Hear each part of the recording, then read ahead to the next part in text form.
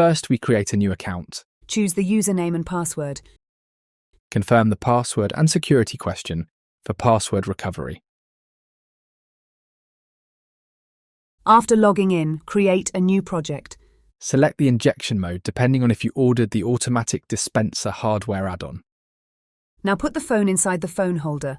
Click on the blue image capture button and adjust the distance from the needle. We manipulate the orange box to select the area of interest. Use the focus slider to focus on the droplet. To get the best results, the focus slider should ideally be as close to the maximum value possible. The aim is to be as close to the droplet as possible without losing focus.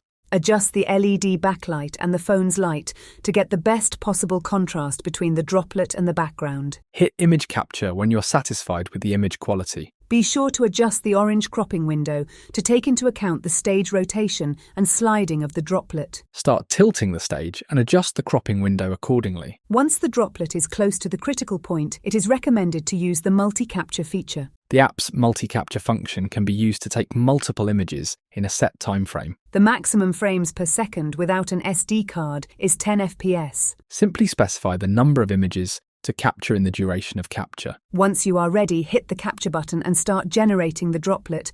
Keep tilting the stage until the droplet starts to slide off. Click on one of the images to make a measurement. User only needs to provide an estimate for the baseline and left-right contact points. The system then auto-detects the exact contact points. Hit calculate to complete the measurement.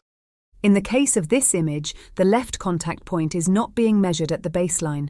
This can be corrected by adjusting the brightness during image capture or by switching to either manual or extended points method. Extended method uses more of the droplet profile to find the contact angle. Measurements can also be done on a pre-tilted stage. This time the cropping window will be shrunk to only select the area around the droplet, resulting in a bigger image. The manual method can be used to force the measurement at the user's discretion. After completing a calculation in a series of images, the rest of the images can be automatically calculated from the project screen, if all the settings were the same for each image. A few features that can be accessed from the project screen. The project parameters can be edited. You can load external images into the project. You can also run a video slideshow of the images in the project in chronological order.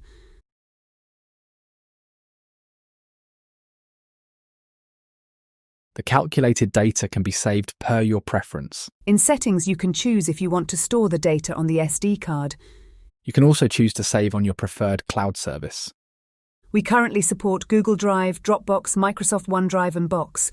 We also allow you to easily report an issue from within the app via email. To archive a project, long press the project and hit Archive. Archive projects can be accessed from the settings screen.